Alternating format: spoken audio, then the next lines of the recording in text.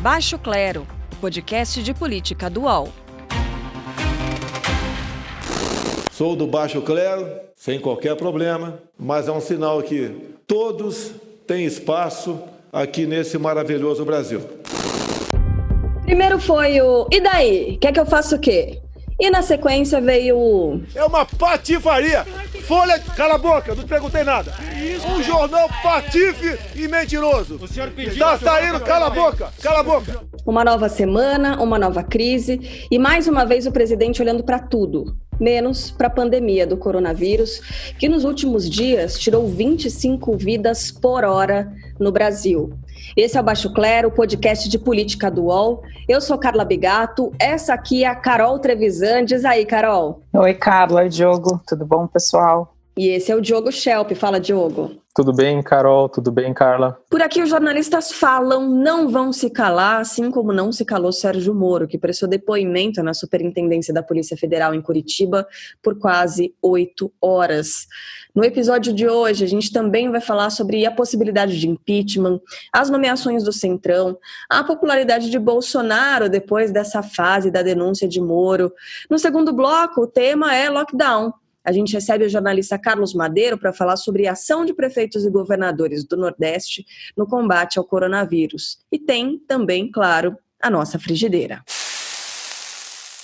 Então a gente começa pelo depoimento, que para alguns veio mais fraco do que se esperava, né? Mas que expectativa será que era essa, né? O que você esperava desse depoimento, Carol Trevisan? O que pode sair de prático daí? Carla, eu esperava justamente isso que ele entregou, né? Ele entregou exatamente o que ele disse dias antes, no dia da saída dele do governo. Para mim foi um depoimento bastante contundente, com denúncias graves, e que envolveram os 3 ministros militares, que é o Augusto Heleno, o Walter Braga Neto e o Luiz Eduardo Ramos.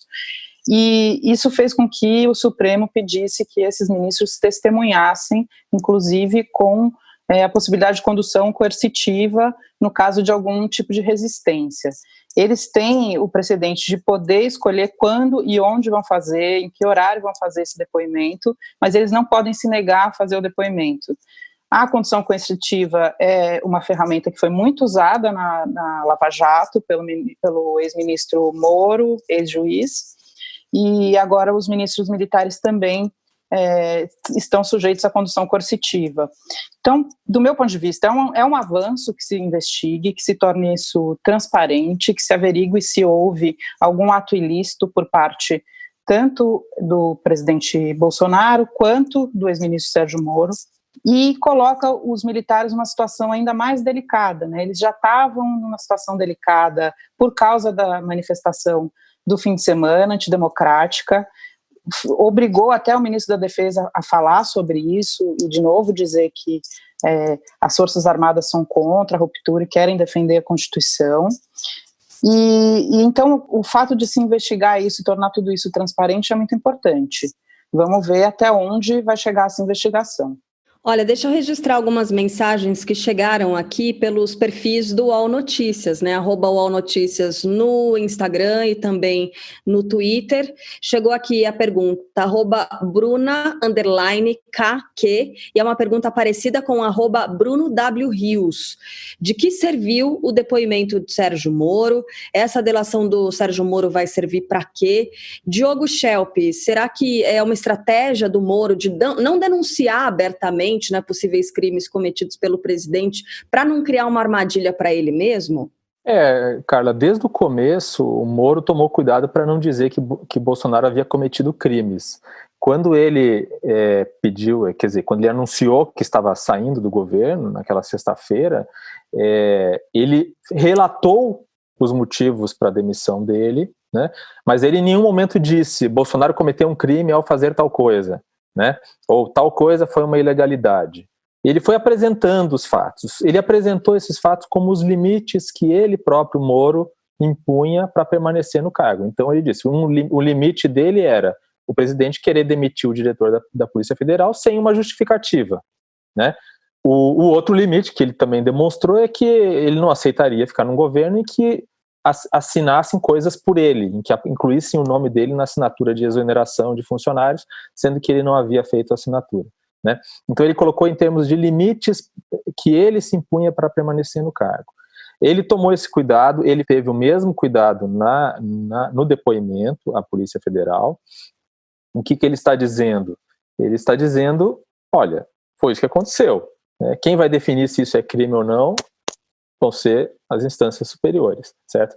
E o trecho mais forte, na minha opinião, foi aquele em que ele narra ele cita uma frase do Bolsonaro em que ele diz: Moro, você tem 27 superintendências da PF, eu só quero uma, do Rio de Janeiro. Tá? Por que essa frase é importante? Depende de saber por que o Bolsonaro queria essa superintendência. Por que essa superintendência é tão importante, né? Na verdade, já existem, né, motivos, né, para o Bolsonaro querer a superintendência do Rio de Janeiro. São investigações da PF que envolvem Fabrício Queiroz, que era assessor do Flávio Bolsonaro na Assembleia Legislativa. Existem pelo menos 4 ou 5 investigações da PF do Rio de Janeiro que interessam ao Bolsonaro. A questão é o que o STF vai interpretar disso. Na verdade, o que a PGR vai fazer com isso? Se a PGR vai estabelecer esse laço, essa ligação entre Bolsonaro querer a superintendência e alguma investigação específica que Bolsonaro queria acobertar. Esse link é que precisa ser feito do ponto de vista jurídico. Não basta a gente saber aqui que, em tese, ele tem interesses específicos, se essa ligação não é feita do ponto de vista com provas e assim por diante, né? Esse é o entendimento que vai depender, o entendimento da PGR e do Supremo Tribunal Federal. Mas se isso ficar comprovado, é mais um passo em direção a um processo de impeachment para depois da pandemia, né, quando tiver numa situação mais razoável, né? Se ficar comprovado, é gravíssimo. Então espera, porque tem perguntas aqui da nossa audiência. A primeira é a seguinte, @Bezerra Advocacia Criminal. Ele diz assim, o depoimento do Moro, ele gera mais danos pelos caminhos que deu do que pelo que ele falou concretamente, vocês não acham? No fim das contas, Diogo, o que você está dizendo não importa que essas intenções venham à tona, a gente precisa de fato concreto. Então, nesse caso do Bezerra, até dá para concordar com o que ele está dizendo, mas aí, de modo prático, a gente não tem nenhum resultado, né? Como é que tem 2 questões aí, né? Como é que o Procurador-Geral da República vai interpretar esses fatos? Quais são os fatos que a Polícia Federal vai levar ao Procurador-Geral da República, né? Quer dizer, isso tudo ainda está em aberto e eu acho que é a chave para que tudo isso possa ser considerado mesmo um crime. No caso de Moro, da maneira como ele colocou, Moro obviamente foi juiz federal e sabe perfeitamente o que ele podia dizer ou não podia dizer sem se incriminar, né? Então, ele fez a coisa de maneira a entregar o que era preciso entregar sem se comprometer diretamente. Olha, se teve uma pessoa que tomou depoimento naquela sede lá da Superintendência da Polícia Federal em Curitiba, foi esse Sérgio Moro, né? Então, o que fazer, ele sabia perfeitamente. Carol, as perguntas aqui, você já estava se encaminhando para essa coisa do impeachment, né? Pergunta @Tito Hernani. Vocês acreditam no impeachment de Bolsonaro mesmo sem tanta materialidade assim? E mais uma também, @Kleber.Ribeiro. A saída de Bolsonaro não geraria uma crise ainda maior no Brasil? Sem dúvida que nesse momento não é uma boa abrir um processo de impeachment, até não tem espaço para isso no Congresso, inclusive o Bolsonaro está ali chamando o Centrão para compor no governo dele, para justamente tentar impedir a abertura de um impeachment. Por outro lado, tem uma questão muito interessante em relação ao Congresso. Essa semana eu conversei com um cientista político da UNB, Universidade de Brasília, o Lúcio Renaud, e ele me contou que o presidente Bolsonaro é o recordista em derrubados de vetos pelo Congresso, né? Nunca o Congresso vetou tanto as propostas de um presidente. Então, essa balança está realmente se invertendo para ele. Então, a aposta no Centrão é um cenário assim de desespero, porque o Centrão, todo mundo sabe, especificamente esses fisiologistas, a gente sabe que eles compõem com quem interessa, né, e que não tem compromisso, então pode virar as costas a qualquer momento. Mas para poder passar projetos e tal, a Câmara e o Congresso já estão vetando a maioria das coisas que o Bolsonaro compõe. Então, assim, o processo de impeachment ele vai amadurecer um pouquinho mais para frente. Bom, eu vou subverter a ordem aqui da nossa pauta, então já entrar nessa parte do Congresso e de Centrão. Foi publicada no Diário Oficial a nomeação de um dos integrantes do Centrão, né, do Fernando Marcondes de Araújo Leão, como diretor-geral do DENOX, que é o Departamento Nacional de Obras contra as Secas. E pelo jeito, né, Diogo Schelp, essa é somente uma primeira nomeação de uma rodada de muitas outras que podem vir por aí. O objetivo justamente de Jair Bolsonaro é conquistar um apoio maior no Congresso. Um apoio da ala fisiológica do Congresso, né? É preciso entender que há uma diferença entre você obter apoio no Congresso por meio de concessões, negociações, busca de consensos, e a outra distribuição de cargos do segundo e terceiro escalão, que são cargos que são cobiçados não pelos salários, porque esse cargo que você disse, por exemplo, um salário de R$16 mil, mas o que interessa é as verbas que esses cargos trazem, né? Imagina um cargo de Departamento Nacional de Obras, de qualquer tipo de obras no Brasil, o que isso significa, né? Centenas de milhões de reais, para dizer um mínimo, né? Para não falar em bilhão. Exato, e onde você coloca esses recursos, né? Para onde você destina as obras e assim por diante. O que é interessante nisso, Carla, é que se você perguntar para os líderes dos partidos, todos negam que existam negociações, né? Então, eu entrevistei, por exemplo, essa semana o ACM Neto, que é prefeito de Salvador e presidente do Democratas, e perguntei sobre isso. O DEM, que não se diz parte do Centrão, mas muita gente coloca ali o DEM nesse pacote.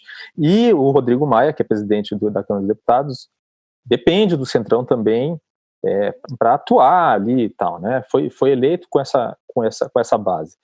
Então, o ACM Neto negou que houvesse qualquer negociação por cargos por parte do DEM. E aí eu perguntei para ele, bom, então a gente pode ter certeza que nas próximas semanas não vai ter nenhum nome do DEM assumindo cargos no segundo e terceiro escalão do governo? Ele falou, não, nenhum que seja por indicação do partido, né? Então... Geração espontânea, né? Uhum. Então, enfim, a gente não sabe, né? Vamos ver o que vai acontecer, mas o que eu estou querendo dizer é que esse apoio também é muito frágil, né? Isso mais para frente, quando começar a chegar perto de eleições, principalmente das eleições majoritárias, todo esse apoio pode ruir de novo, né? Uhum. É um apoio muito frágil. Então, Bolsonaro está tentando se apoiar nos militares de um lado e no Centrão de outro, mas dessa forma. Então, não sei... demonstra desespero, viu, Carla? Para mim isso demonstra desespero. Tem cara de desespero mesmo. Como você diz, né, Diogo, ninguém se orgulha muito em criar esse tipo de aliança, de acordo. É difícil de encontrar um Vladimir Costa. Vocês se lembram daquele deputado da tatuagem falsa para o Michel Temer? Né? Um apoio assim tão incondicional é difícil mesmo de encontrar. Agora, Carol, na semana passada, no último episódio aqui do Baixo Clero, a gente estava falando sobre o apoio a Jair Bolsonaro justamente, e essa desconstrução, né, da imagem do Bolsonaro como defensor de uma nova política livre do toma lá da cá. Isso também pode acelerar o derretimento da aprovação dele nas pesquisas. Não, como você disse no último podcast, a aprovação chegando a 20%, dificilmente esse número volta a subir, né? É isso, Carla. E essa semana, depois que a gente gravou o podcast, que a gente está gravando na quinta-feira, essa semana saiu uma nova pesquisa que reafirma isso, que é a pesquisa do Ideia Big Data, e mostra que em uma semana, com a saída do Moro, o Bolsonaro perdeu 8 pontos em popularidade. Não é pouco, né? É um grande tombo. E ele também teve um recorde de avaliações negativas. 41% considerou Bolsonaro ruim ou péssimo, né? Isso é um reflexo, então, da saída do Moro e da humilhação que ele fez o Moro passar. Agora, é muito importante a gente lembrar também que o Moro não deixa o ministério, porque ele tentou sair atirando, para sair bem também, já para se colocar como candidato para 2022, talvez, né? A gente não sabe porque ainda falta muito tempo, mas Moro sai do ministério com índices de homicídio subindo em janeiro e fevereiro, revelou recentemente o monitor da violência. E ele usou muito os dados de violência, de homicídio principalmente, a queda dos homicídios que vinha caindo nos últimos anos no Brasil, ele usou muito como se fosse isso na conta dele. Na verdade, ele mexeu muito pouco na área da segurança pública. Ele fez de ponto positivo, foi fazer a troca das lideranças do PCC para fora de São Paulo, em coordenação com o governo de São Paulo. De resto, ele corroborou com o discurso bolsonarista, que queria flexibilizar posse e porte de armas, que derrubou o rastreamento das munições que o Exército queria colocar, e também reforçou a tentativa de implementar a excludente de licitude, que é o perdão para autoridades de segurança em caso de policiais matarem outras pessoas, né, investigação. Então, só para a gente mostrar esse balanço, assim, o que as pesquisas estão mostrando, né? O Moro é uma pessoa popular para a sociedade, para os eleitores, mas ele também ainda tem que prestar contas. Então, vamos ver o que vai acontecer nessa loucura que é o Brasil. Bom, falando em loucura que é o Brasil, a gente está gravando na quinta-feira à tarde e nessa manhã o presidente Jair Bolsonaro surpreendeu a todos, caminhou até o Supremo Tribunal Federal e fez uma reunião meio que de surpresa ali, né, com o presidente do Supremo Tribunal Federal, o ministro Dias Toffoli, numa espécie de pressão. Será que a gente pode avaliar dessa forma, essa reunião de emergência? A gente nem conversou sobre esse assunto antes, mas eu acho que é pertinente, né, a gente abordar essa reunião nesse momento. Levou ali a tiracolo o ministro da Economia, Paulo Guedes, levou também diversos representantes do setor produtivo, das indústrias, numa tentativa, pelo menos o que eu ouvi de alguns analistas, de tentar dividir com o Supremo também, se é que isso é possível, essa possível não, né, provável e quase inevitável queda na economia do Brasil. O que vocês acham? É estranho, né, um presidente da República tentar se aproximar tanto assim do Supremo Tribunal Federal num momento como esse e com um ensejo como esse, que não tem muito propósito. O que você acha, Diogo? Não, eu acho que o que esse episódio demonstra é que o Bolsonaro não conseguiu entender até hoje o que significa fazer uma prevenção numa pandemia, num contexto de pandemia, né? É uma doença que não tem cura, não tem vacina, não se sabe sequer se vai ter uma cura tão cedo. O que se sabe é que a única coisa que funciona é o distanciamento social, é fazer com que as pessoas fiquem em casa o máximo possível e assim por diante. Então, até hoje, ele só jogou contra os esforços dos governos dos estados e dos municípios para fazer esse esforço. Se você faz esse esforço meia boca, sem a colaboração do governo federal, ou com o governo federal jogando contra, o que você provoca é ainda pior para a economia, porque você faz com que esse isolamento, essas medidas, tenham que ser mantidas durante um período mais longo. Né? Essa semana eu conversei com pesquisadores, epidemiologistas, que estão tentando entender qual é o grau, o número, né, a quantidade de subnotificação de casos de Covid no Brasil. Né? E o que eles mostram, com base num estudo feito no Rio Grande do Sul, por exemplo, é que o número pode ser 10, 12 vezes maior do que está sendo noticiado oficialmente. Isso significa que no Brasil todo pode já ter mais de 1 milhão de contaminados por Covid. Só que os índices de isolamento estão abaixo de 50%, precisaria ser 70% ou mais para que tivesse eficácia. E o que isso significa? Que em vez de conseguir flexibilizar logo, em vez de conseguir abrir o comércio, conseguir abrir as atividades econômicas mais rápido, essas medidas vão ter que ser mantidas por mais tempo. Ou, como já está acontecendo no Nordeste, a gente vai falar sobre isso no segundo bloco, em outras regiões, ou tomar medidas ainda mais restritivas. né? Essa visita do presidente ao STF com empresários só demonstra que ele não se dá conta disso e que ele empurra o país para uma situação em que a gente vai ter que viver esse desastre econômico e de saúde pública talvez até o fim do ano. Carol. E o Paulo Guedes é incapaz, né, de pensar numa outra saída que não seja congelar o salário dos servidores. Ele só fala isso, como se fosse a única opção que tem nesse país, né? Então é bem preocupante esse cenário aí de hoje. Ele está bem perdido. Mas algo que a gente talvez deva destacar é o seguinte: hoje o presidente da República estava mais calmo. Tratou os repórteres com até uma certa educação, chegou a usar máscara ali na aparição pública que ele fez, muito diferente do que aconteceu no começo da semana. A gente já exibiu a fala do Cala a Boca aqui no comecinho do podcast. Eu, particularmente, fiquei com muita raiva de ter ouvido tudo isso. Comentei aqui com os colegas, com o Diogo Schelp e com a Carol Trevisan também. Isso 2 dias depois de um fotógrafo do Estadão ser agredido enquanto trabalhava na cobertura de mais uma manifestação pró-Bolsonaro, anti-STF e Congresso.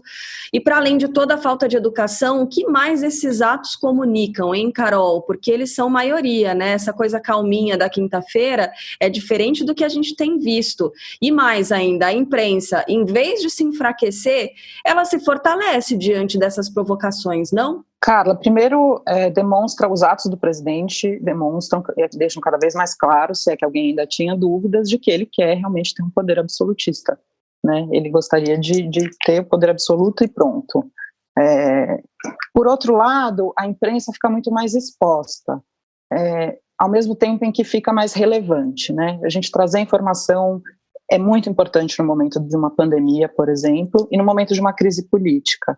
Então, demonstra essa relevância. Mas, por exemplo, vou contar um caso pessoal aqui. Eu estava em casa domingo, quando eu comecei a ver esses atos da manifestação.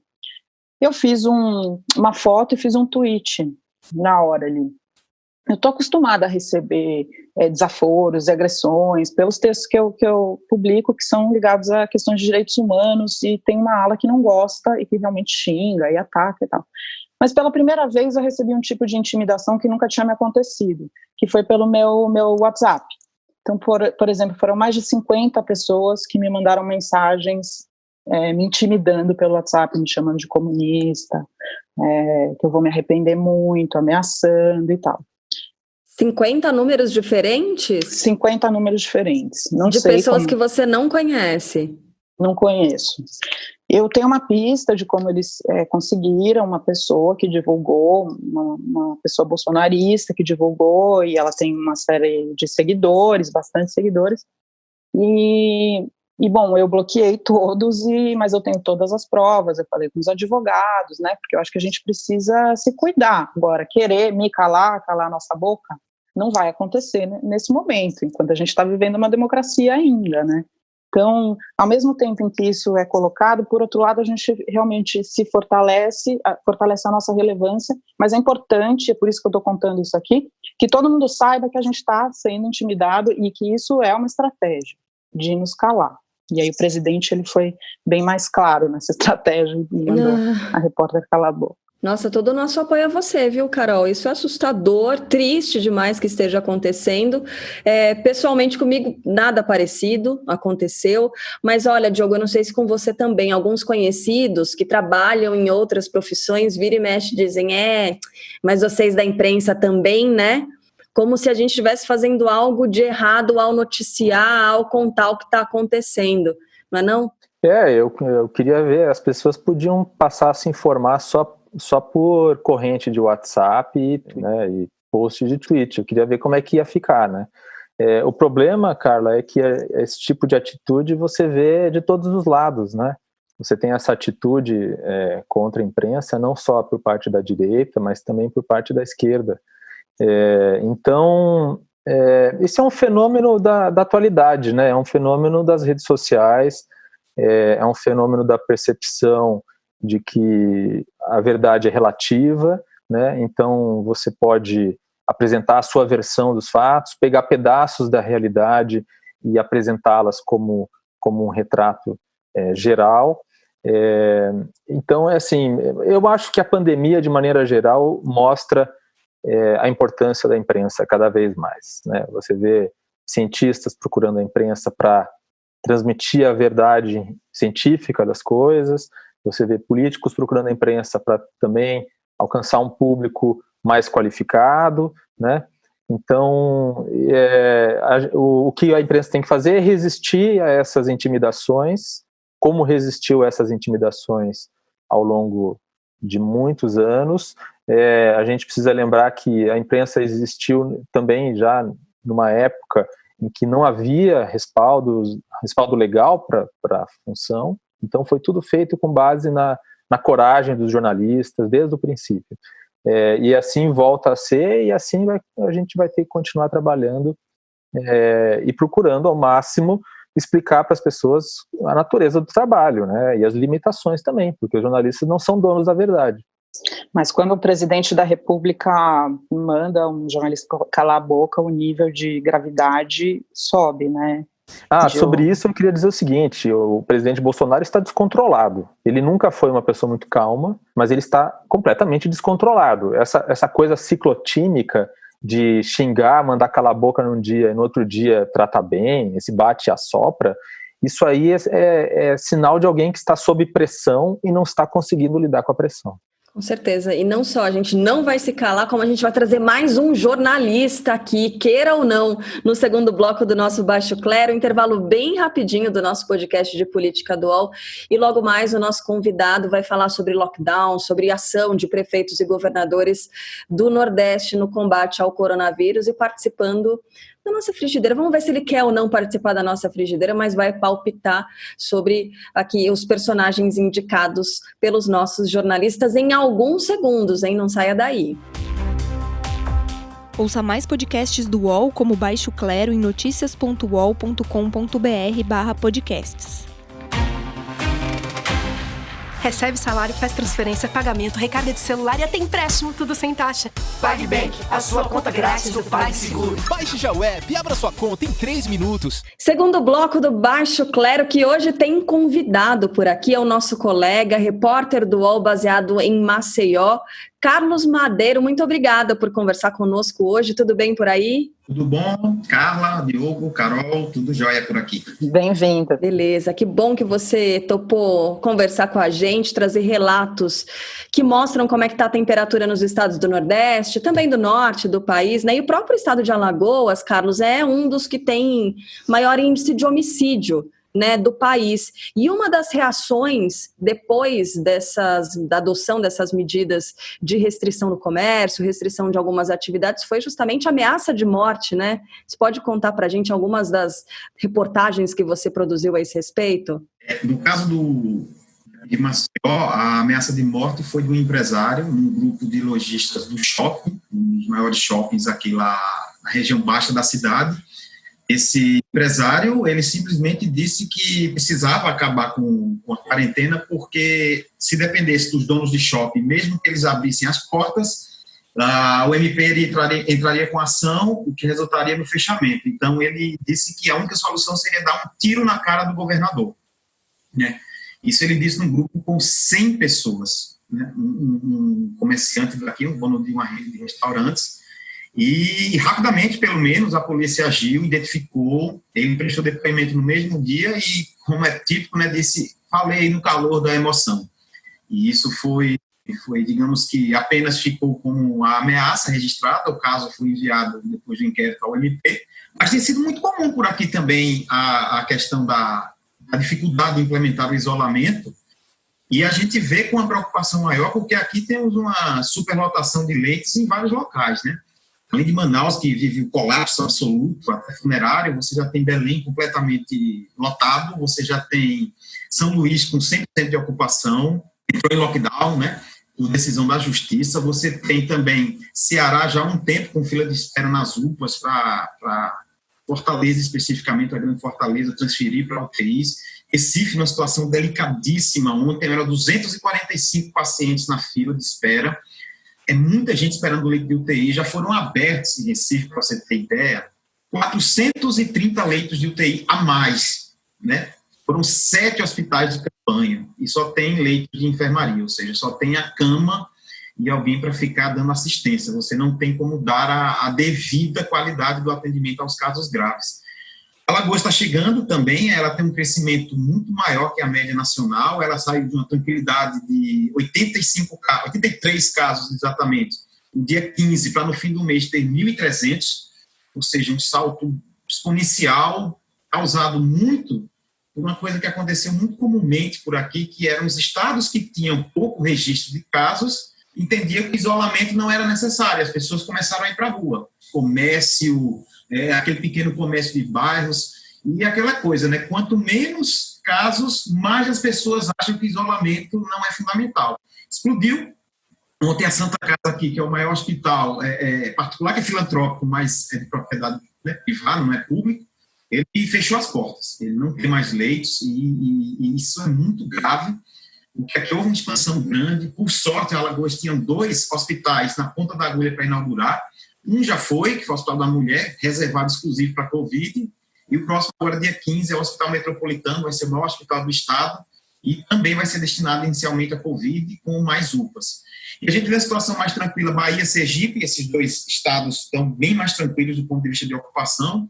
Paraíba e Rio Grande do Norte também aparecem um pouco melhor, né? Os 2 bem melhores na situação de ocupação, mas Recife, Fortaleza e São Luís lotados, Alagoas caminhando, Belém, Manaus topado também, cheios, topado de um jeito, né, como a gente chama aqui, né, quando está cheio, né, chegou no topo topado, é uma gíria nossa, e Roraima e Amapá também, estados que dependem basicamente de suas capitais, completamente lotados, gente, muito complicado. Como é que, e a situação no Amazonas, hein, Carlos? E também a questão do lockdown, né, que já está sendo implantado no Maranhão, no Pará. No Amazonas, eu conversei com alguns pesquisadores lá, professores, e tem um cientista lá que ele é muito bom. Ele chama-se Felipe Naveca, ele é da Fiocruz, da Amazônia, foi o primeiro cientista que sequenciou o novo coronavírus no norte. E ele, em conversa comigo, a aparição, apesar de ter sido naquela época junto com o que aconteceu em São Paulo, tanto que a primeira morte fora de Rio e São Paulo foi lá no Amazonas, foi em Parintins especificamente, essas mortes, numa quantidade muito maior, uma contaminação disseminada, elas têm uma coisa que a gente não vai saber agora, porque todas as pesquisas lá praticamente pararam para que a Fiocruz, a Amazônia, ajudasse a testar os pacientes que estão precisando ter um diagnóstico, né? Eles fizeram uma força-tarefa e suspenderam esses testes. Mas o que se avalia que há muita possibilidade de ter ocorrido é de uma circulação um pouco antes daquela inicial. A primeira morte, se não me engano, foi dia 30 de março, lá, mas a ideia é que por Manaus ser um centro de referência tecnológica, a Zona Franca, muitas empresas do Oriente, né? Ao contrário do que a gente viu muito em São Paulo e Rio, pessoas da Itália, da Espanha trazendo o vírus para cá, há uma suspeita, porque na época não se testava, desse vírus ter começado a circular antes, quando as medidas de isolamento lá surgiram, elas surgiram talvez já com vírus mais circulante que em outros locais. Porque, teoricamente, você vendo as mortes por CIRAG, né, que é a síndrome respiratória aguda grave, você vê que Manaus explodiu completamente diferente da curva, por exemplo, de Belém, de Fortaleza. E essas mortes começaram a explodir no final de março, né, quando você tem um tempo para a pessoa adoecer, né, ter o vírus. Então, essa é a grande suspeita. E a principal, talvez, hipótese mostra que esse vírus, a primeira morte aconteceu numa cidade distante do centro, né, do centro já na parte mais isolada do Amazonas, que foi Parintins. Então, a ideia investigada é que esse vírus talvez tenha começado a circular antes. Sem contar que o Amazonas tem uma das piores relações de leitos de UTI por pessoa, menor número de médicos também por pessoa, dá menos de 1 por 1000.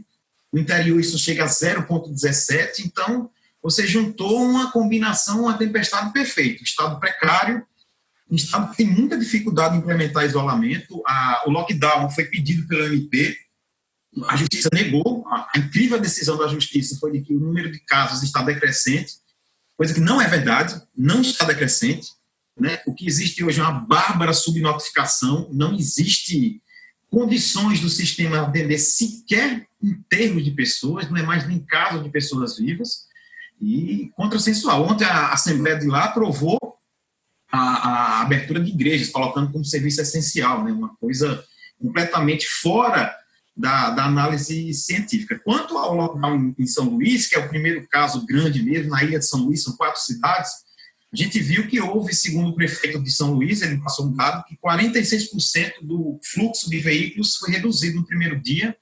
O Flávio Dino contou agora há pouco pelo Twitter que o número de pessoas circulando em ônibus caiu 85%, e pelas imagens, né, a gente não está lá, mas pelas imagens, pelos relatos, caiu muito. Então, a gente vê que há medidas, sim, que possam ser feitas de forma forte do lockdown. Quanto a essa questão da ilha, eu tenho um detalhe a fazer de forma muito enfática. Por que São Luís também pode ser pioneira nisso? São Luís é uma ilha, né? A entrada lá das cidades é pela BR-135, né? O Maranhão tem algumas coisas meio esquisitas. Uma delas é que essa BR, ela tem imposto da PM. E não é regra, né? PM não cuida de BR, se é federal. São estados federais, quem faz isso é a PRF. E essa tem dos governadores do Nordeste a dificuldade de fazer um lockdown sem apoio federal, porque como é que você fecha BRs sem um apoio das Forças e principalmente de uma PRF? São muitos dilemas que nós temos aí pela nossa frente, viu? Uhum. Posso fazer uma Carol, pergunta? Claro. Eu só ia introduzir o seguinte, a gente teve o lockdown determinado também em Belém. Essa discussão chegou a ser feita na ilha de São Luís, que é com relação aos serviços essenciais e a inclusão ou não das empregadas domésticas, né? Eu acho que esse seria um tema interessante também para a gente abordar, porque chegou para a gente de uma forma muito... as pessoas ficaram bem revoltadas, né?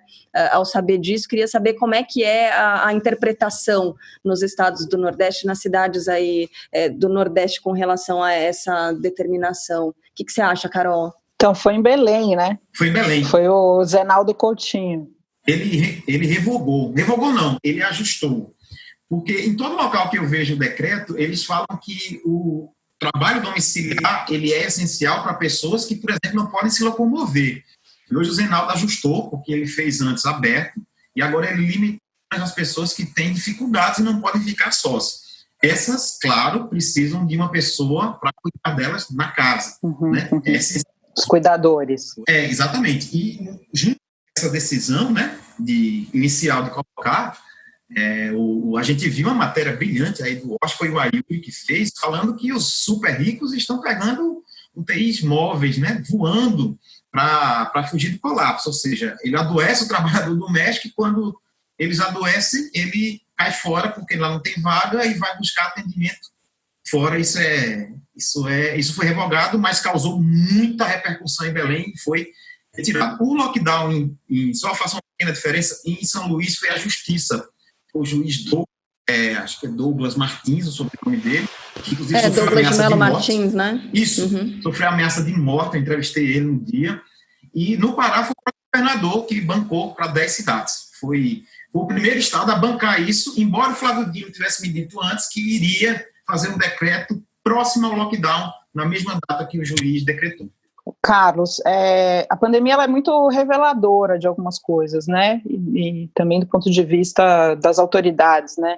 Nesse caso do Zenaldo, demonstra um racismo oficial, vamos dizer assim, né? Quer dizer, a grande maioria dos trabalhadores domésticos são mulheres negras, né? Então, como se fosse perpetuar o racismo. Então, eu queria pegar esse gancho para te perguntar 2 questões.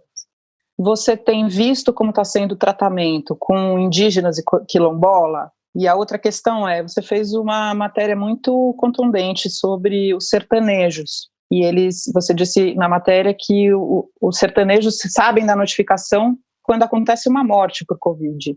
Então, quer dizer, não tem prevenção, não tem teste, ninguém está olhando de fato para o sertanejo, assim como as outras populações vulneráveis. Queria que você falasse um pouco sobre isso.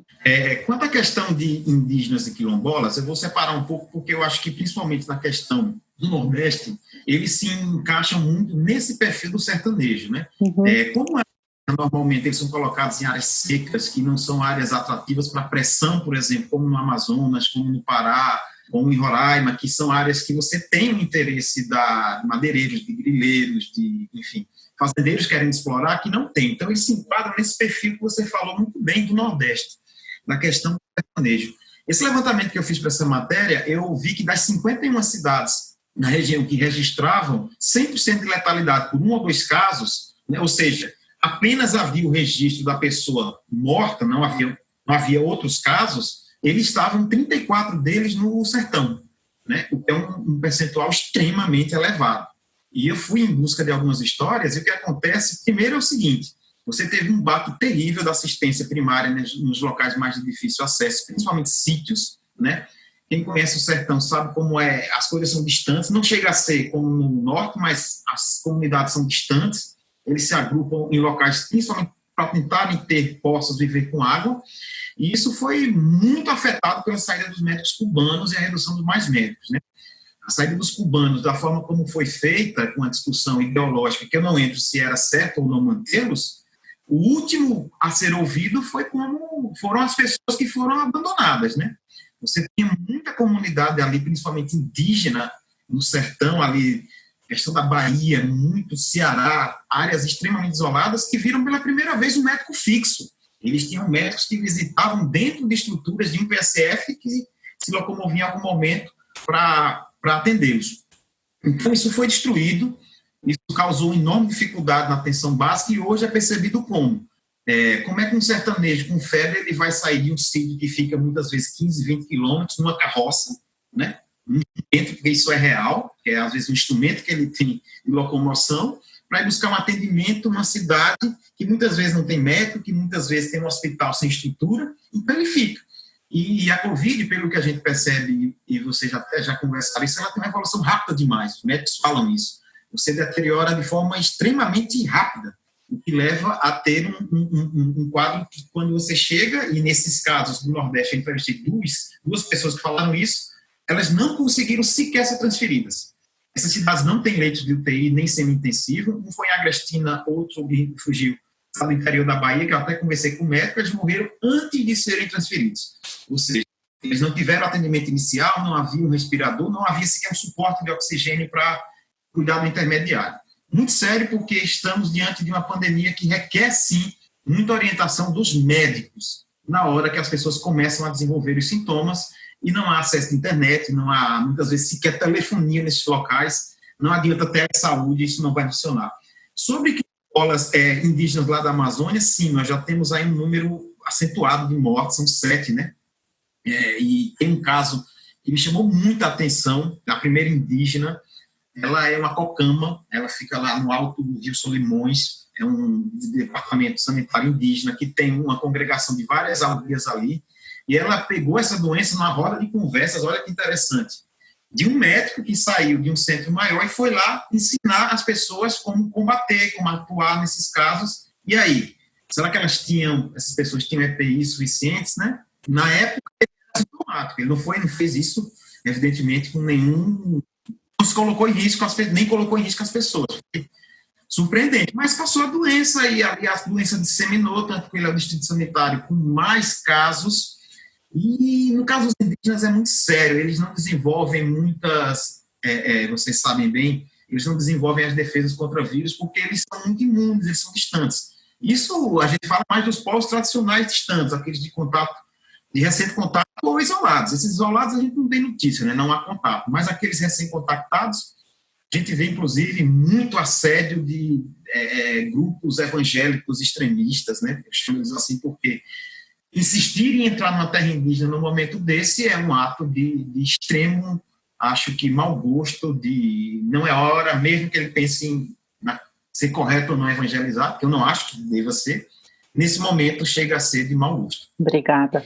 Ô Carlos, deixa eu te contar uma coisa. A gente tem aqui no Baixo Clero um quadro chamado Frigideira, em que a gente escolhe, na verdade a gente não, né? Porque eu tô fora dessa, eu só anuncio por aqui, o Diogo, o Shelp e a Carol Trevisan, eles escolhem figuras da semana para serem fritos ou fritas. Você quer escolher alguém ou você quer palpitar sobre as indicações? Tenho sim. Eu acho que talvez não seja, até porque eu nem peguei o nome, mas eu li a decisão do juiz ontem lá do Amazonas, né, sobre Manaus. Os argumentos dele são terrivelmente equivocados.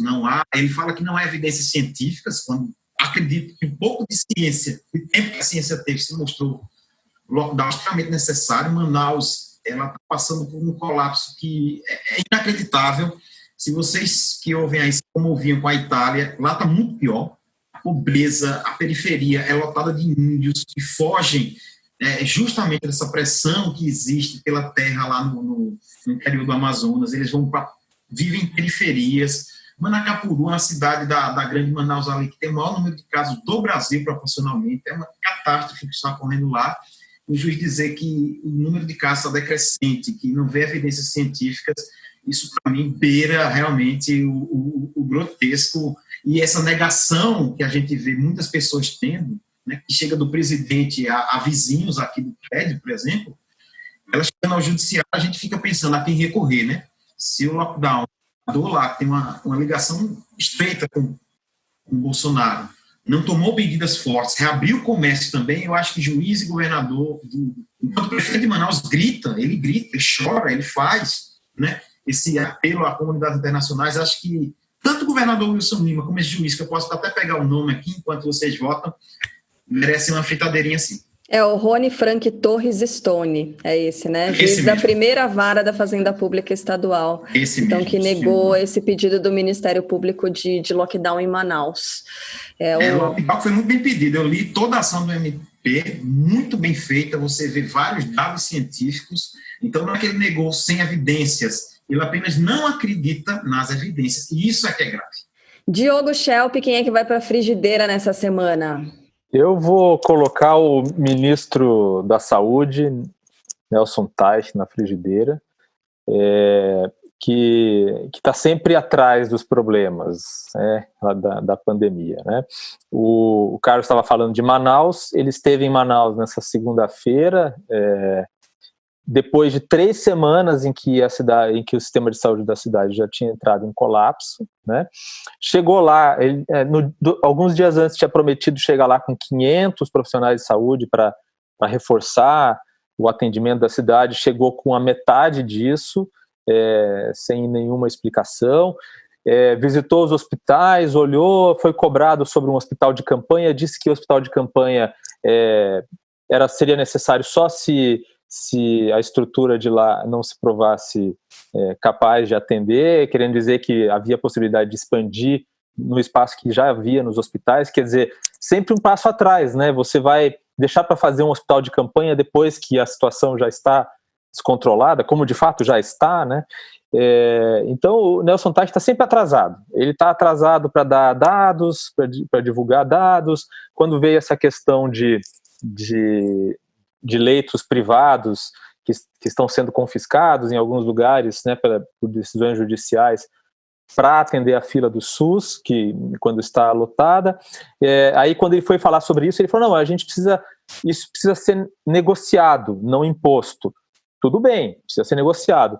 Mas aí ele diz assim, mas quando chegar no limite a gente negocia. Não, meu ministro, negocia antes, né?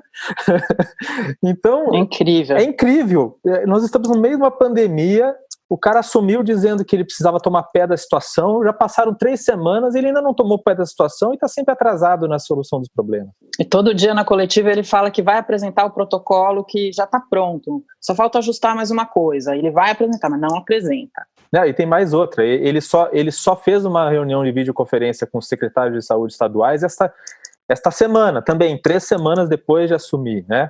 E aí as reclamações do secretário de saúde era sempre, está demorando isso, está demorando aquilo, está demorando não sei o quê, quer dizer, tudo demora, ele está sempre atrasado. Tem aquela cara mesmo do pronunciamento do presidente Jair Bolsonaro em que ele pescou, né? Parecia que estava pescando, continua no mesmo ritmo, pelo jeito. A risada da Carol Trevisan. Essa risadinha, Carol Trevisan, de quem vai fritar com gosto, outra figura, hein? Quem é? Eu queria fazer um refogado essa semana, mas eu escolhi um só. Não, porque tinha bastante, sempre tem, toda semana tá difícil escolher um. Mas essa semana eu vou colocar de novo na frigideira uma pessoa que eu já fritei antes, que é o secretário de comunicação, Fábio Van Garten, porque não só a SECOM está fazendo uma comunicação que ele chama painel da vida, placar da vida, em que não coloca o número de mortes para dizer que a imprensa só dá publicidade para as mortes e para os casos de contaminação e não dá para os casos de quem se cura, né? com uma taxa de 41% de cura, quer dizer, tem 59% de morte em relação a isso, é muita gente, como se isso fosse pouco, né? Mas também porque ele resolveu fazer um card comunicando que o herói Curió visitou o presidente Bolsonaro. Então ele fala: o presidente Bolsonaro recebe tenente-coronel que combateu a guerrilha comunista no Araguaia. Quer dizer, ele matou pessoas que já estavam capturadas, né, no Araguaia, 41 pessoas, esse senhor. E aí a Procuradoria Federal dos Direitos do Cidadão pediu a abertura de um procedimento para apuração e responsabilização pessoal, inclusive de prática de ato de improbidade administrativa por parte do secretário. Então, nada mais justo que essa semana ele ser bastante fritado na nossa frigideira. Bom, estão aí as nossas figuras agora na frigideira, rolando no óleo quente. Fazer o quê, né, gente? É isso aí. Carla, diga, Carlos. Eu queria complementar só uma coisinha que o Diogo falou. Eu tive dessa reunião, né, do secretário do CONAD, do presidente e até o secretário do PA, o Beltrame, acho que é o Beltrame, e foi muito enfático, assim, quem me contou isso foi o secretário de Pernambuco, o André Longo, secretário de Saúde. Ele disse que chamaram o ministro, cara, veja só, são 2 meses praticamente dessa pandemia aqui no Brasil, e nós não temos até o momento uma propaganda, uma manifestação oficial falando sobre a importância do isolamento, né? E nenhum. Defende aqui, mas o senhor tem que defender para as pessoas saberem. Não adianta o senhor defender aqui, porque a gente já sabe. Aí ele promete a campanha, como ele prometeu várias coisas. Por exemplo, Alagoas tem 30 respiradores prometidos pelo Ministério, não chegaram. Isso é cobrado diariamente, né, aqui nas coletivas. Então, assim, ele não só está atrasado, mas ele é cobrado e ele escorrega. Ele escorregou contra os governadores, na reunião com os governadores do Nordeste, que existe um consórcio aqui que faz essa atuação coletiva, e ele escorrega. Nessa questão, a fala que o André Longo disse que foi colocado foi que rolou tensão e, tipo, é absurdo o que está acontecendo no governo federal não fazer isso do isolamento. E Pernambuco pediu apoio das Forças Armadas locais e foi negado, porque aqui pela capilaridade, se vocês conhecem como Recife, a Recife é mal feita do ponto de vista urbano, tentar fazer um lockdown ali com várias BRs cortando as cidades de Jaboatão ali no Recife, mesmo a situação de Fortaleza, é muito inviável, muito inviável. Aí um reforço, então, do Carlos. Aliás, Carlos, deixa eu agradecer muito a sua participação aqui no Baixo Clero. Foi muito bom te ouvir hoje. Obrigada ao Carlos, para quem pegou, sei lá, do meio, enfim. O Carlos é repórter do UOL, baseado em Maceió, então ele está por dentro dessa realidade do que está acontecendo de fato no Brasil, no Nordeste, também trazendo um pedacinho do que acontece no norte do país para a gente. Um prazer, até a próxima, que você participe muitas outras vezes aqui do Baixo Clero, e bom trabalho para você, Carlos. Estou aqui à disposição, hein? Estou à disposição. Chamou, estou aqui. Obrigado, Carlos. É isso aí. Diogo Schelp, um beijo para você. Valeu, um abraço, pessoal. Carol Trevisan, um beijo, se cuida. Valeu. Tchau, tchau. Até o próximo Baixo Clero, podcast de política do UOL. Baixo Clero tem a apresentação de Carla Bigato, Diogo Schelp, Maria Carolina Trevisan. Produção, Rubens Lisboa. Edição de áudio, João Pedro Pinheiro. Coordenação, Juliana Carpanês, Marco Sérgio Silva e Diogo Pinheiro. Está encerrada a sessão!